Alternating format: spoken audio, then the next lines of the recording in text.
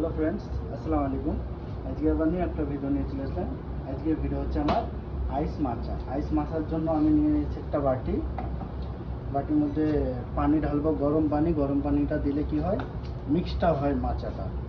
45 গ্রাম পানি দেবো আমি এক গ্লাসের জন্য। 45 গ্রাম পানি দিয়ে দেবো। এটা হচ্ছে আমাদের মাচা পাউডার, 5 গ্রাম দেবো। এটা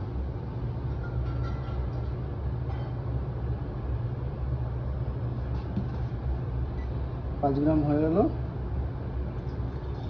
5 গ্রাম আমাদের 5 গ্রাম এটা হয়ে গেল। এবার এটাকে আমি ভালো করে মিক্স করে নেব 30 সেকেন্ড মতন।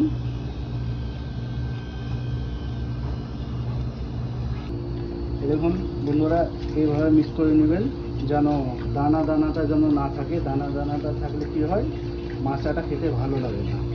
এবার ভালো করে মিক্স করে নেবেন 30 সেকেন্ড মতন।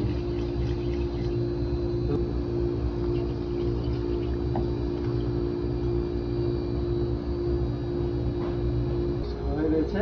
এবার আমি একটা গ্লাস দিয়ে নিলাম, গ্লাসের মধ্যে ভ্যানিলা সিরাপ ঢালবো। ভ্যানিলা সিরাপ 1 2 দুবার টিপলে আমার হয়ে যাবে এক গ্লাসের জন্য। দিয়ে তারপর বন্ধুরা এবার আমি নেবো আইস, 5 পিস আইস। 5 পিস আইস নিয়ে নিলাম। এবার এরপর ফ্রেশ মিল্ক 150 গ্রাম ঢালবো এক গ্লাসের জন্য।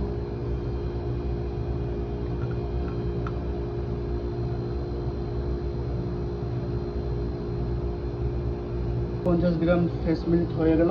এবার আমি এই যে মাচাটা মিক্স করেছিলাম, এই মাচাটা এটার মধ্যে ঢেলে দেবো।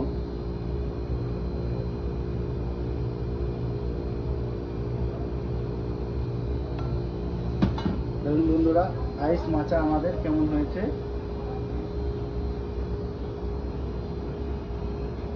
লাইক শেয়ার কমেন্ট যেন করবেন।